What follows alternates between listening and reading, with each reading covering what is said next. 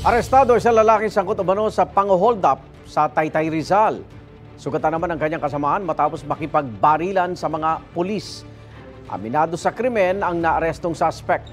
At yan ang unang balita ni EJ Gomez. Balik kulungan ang lalaking ito na sospek sa pang-hold up kasama ang isa pang lalaking nanutok umano ng baril sa Barangay Santa Ana, Taytay, Rizal gabi nitong Lunes. Sakay ng motorsiklo ang mga sospek ng harangin ng dalawang lalaking biktima sa Maytapayan Bridge ayon sa pulisya. Armed with a 45 caliber pistol, nag-declare sila ng hold up. And then they divested yung mga personal belongings ng victims. So nakuha yung mga victims natin ng cellphones and then cash. Sa lugar na ito malapit sa Tapayan Bridge, tinutukan ng baril at hinold up ng mga sospek ang dalawang lalaking biktima na pauwi na raw sana mula sa trabaho.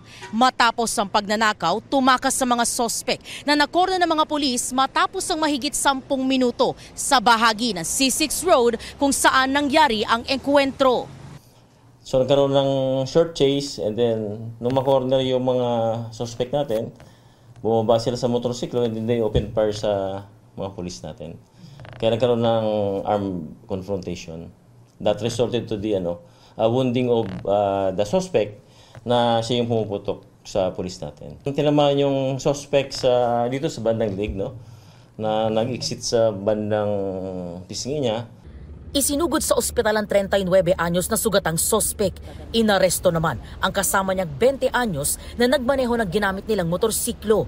Na-recover sa kanila ang ginamit na baril at mga bala nito. Gayon din ang sinakyan nilang motorsiklo. Ito mga suspect natin, ito yung mga notorious doon sa area niyon. Ito talaga yung mga nang-hold up sa mga dumadaan doon. May mga kasama din sila, may mga kakilala silang ganoon din ang ginagawa. Nung gabi na yon, may revelation sila na may mga iba pang grupo na may plano din namang hold up. Ang naarestong construction worker, aminado sa krimen. Dahil lang po sa pangangailangan po yun. Sad po kasi po yung nanay ko po eh. Niyaya lang din po niya ako para magkapera po daw. Pasensya na sana po sila sa mga nagawa ko po.